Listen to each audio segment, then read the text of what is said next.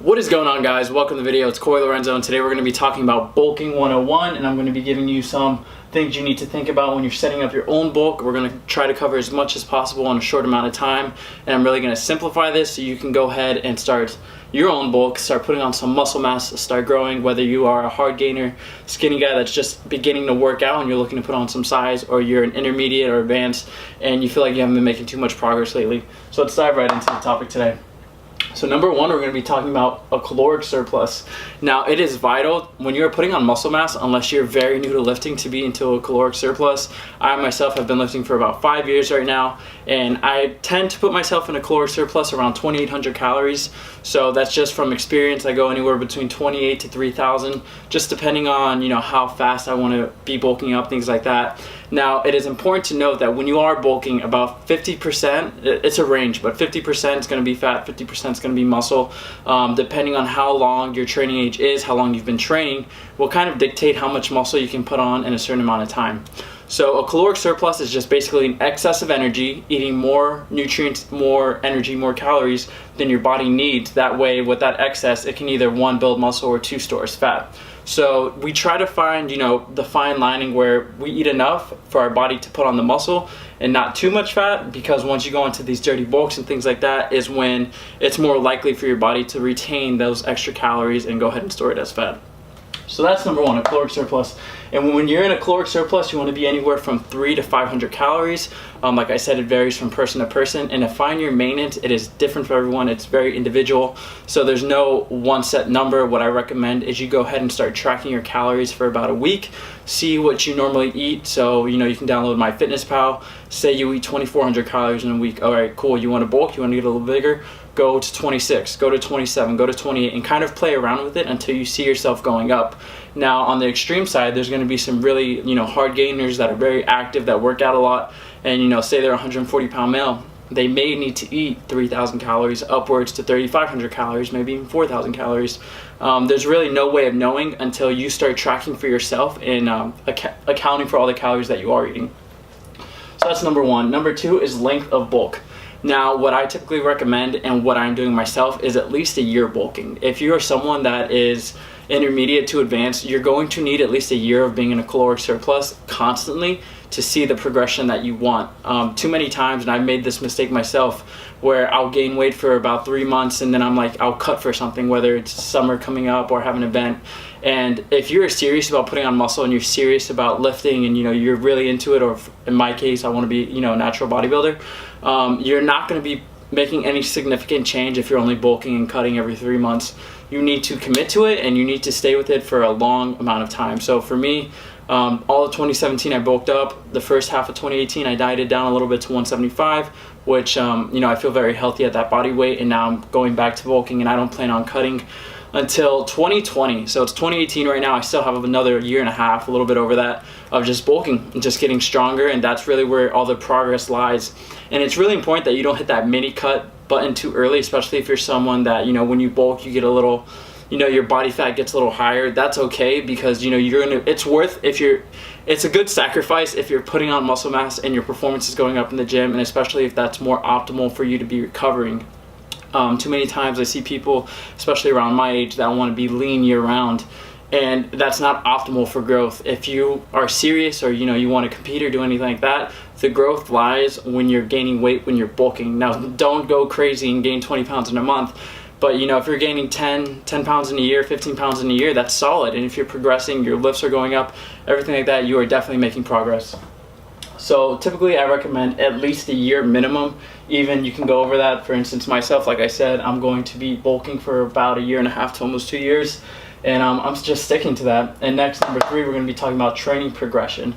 Now, you're going to want to be tracking your lifts. You want to make sure that you are progressing in the gym, that if you are eating these extra calories, you have this caloric surplus, that you are constantly pushing your limits in the gym, adding some type of stimulus, whether it's adding weight to the bar, whether it's adding more sets, whatever it may be. But you need to constantly be giving your body a stimulus to change. Number four is it's a really tough one for a lot of people, especially people that are a little bit more advanced. They've been working out for a while and they're looking to really make some serious gains, but they're kind of insecure about their body fat. And I fall into this and it's mentality. You have to have the mentality that this is a long-term goal. You're serious about putting on size, you're serious about hitting some numbers, and that this is what you really want, because you know you're gonna have good days, you're gonna have bad days, you're gonna put on some weight, and that's just is what it is. There's no, I mean, there's lean gaining to an extent, but for the most part, if you put on, you know, 10 to 15 pounds in a year, that's not all muscle. Maybe half of it's muscle. Maybe if you're a genetic elite, a little bit more than half of that's muscle. And maybe if you're not a genetic elite, you just have, you know, bad or average genetics, whatever it may be, maybe a little bit less than that. So it definitely takes a lot of, you know, mental game to stick with it and say, you know what, I'm doing this for a purpose. There's a reason behind it, and I need to stick with it so I can reach my long-term goals. And that's currently where I'm at. I'm about 178, 179 right now, and I'm going to go up to probably around 190. I think I would cap it. And I store my body fat typically in my stomach, so I have a pretty flat stomach right now. I have like very little ab definition. My shoulders and my arms stay somewhat lean just because that's like naturally how I am. But mentally, I tell myself, you know what, Corey, it's okay. It's not that big of a deal. If you want to, you know, look better and progress, get stronger and get bigger, this is what I need to do. So mentality and committing, huge.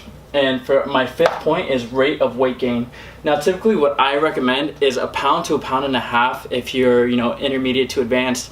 There's no reason to be putting on 20 pounds in a month or something like crazy like that. Sometimes, like, it's just typically how it's going to work is in the beginning. If you're not, you know, used to bulking or being in a surplus of calories, you may put on weight a little bit faster, and that's typically just because of water retention, things like that, especially if maybe you were dieting.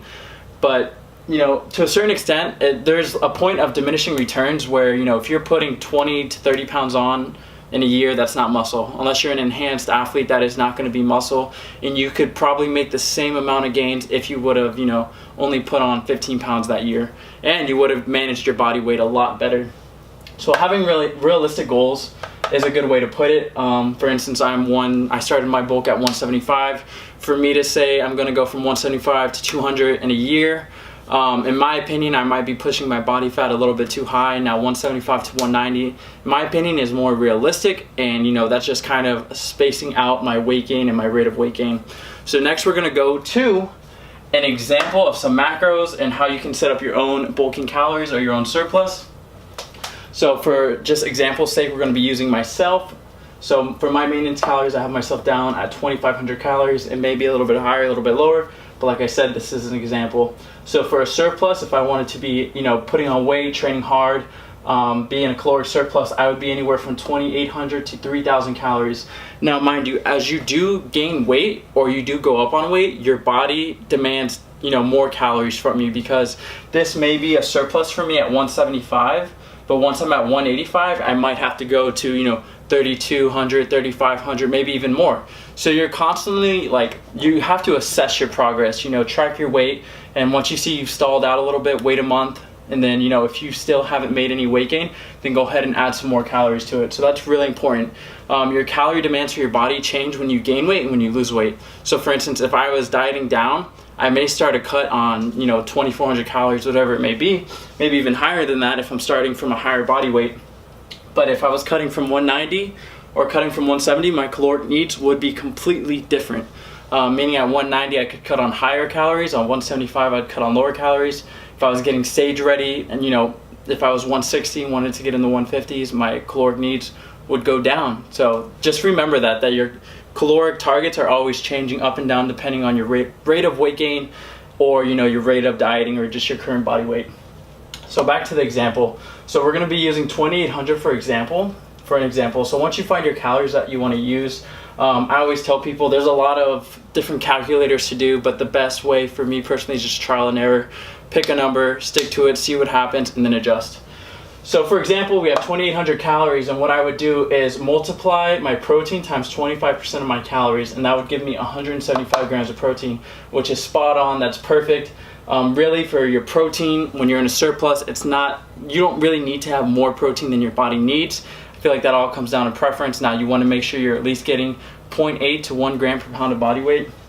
So, and, you know, this is just a simplified way of calculating your own macros. So if you were to start your bulk at 2,800 calories, multiply that 25%, that'd give you 175. Next, we're going to be talking about fat. We're going to do fat times 20% of the 2,800 calories, which is going to give us 62 grams of fat. and then just fill in the remainder. So between those two, it was 45%. So we have 55% left over for carbs. Now, personally, I like to have my carbs high. That's going to give you more glycogen in your muscles. You're going to get better performance in the gym.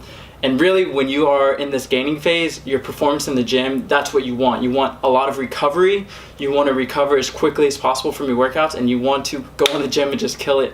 Put those extra calories to use, grow, so whenever you decide after a year, however long it is, to dial it back, start leaning out, you're going to see a significant difference. So for carbs, we would do 2,800 times 55%, which would give us 385 carbs.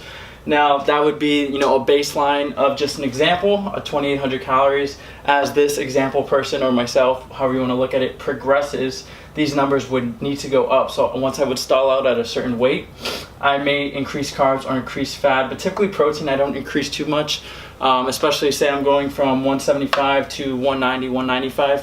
175 is a good base to just keep at, or I could add up to 190 one time 190 pounds, but there's no need to be going stupid high, in my opinion, once you're in a surplus. Now, when you're dieting in a deficit, that's completely different, and that's for another topic, but for bulking, that's a good baseline. And then for fat and carbs, it's more preference, but like I said, carbs, I think you should raise them together, but carbs are going to be more beneficial in my opinion. And I think the highest I got last year in my bulk was I was around 200 protein, 80 fat, and 500 carbs. And I got to about 190 on that, so that's probably where I'm looking to end my bulk whenever it ends. So this was kind of just a simplified overview of bulking, things to take into account: caloric surplus, length of your bulk, your training progression, mentality, and rate of weight gain. And here was an example. So I hope that this video helped you. I hope if you are looking to bulk, or you're a skinny guy and you're looking to progress in your gym career, that some of this information helps you. And a good way for you to apply this right now is, like I said, pick a set of calories, whether it's 2,800, or if you just want to find your maintenance, go ahead and give this a try. This simple way to set up your macros with just multiplying your protein by 25%, multiplying your fat by 20%, and multiplying your carbs by 55%. And that will give you, something like this, which you can use MyFitnessPal to go ahead and start tracking your macros. Like I said, though, the most important thing is going to be your training progression and your caloric surplus, making sure that, you're giving your body enough calories to grow. So thanks for watching, guys. I really hope you enjoyed this video. Had a lot of fun bringing out the whiteboard and being informative. This was Bulking 101 with Corey Lorenzo. So thanks for watching, guys. Make sure to give this video a thumbs up. Make sure to comment, like, and subscribe. This is Corey Lorenzo. Peace out.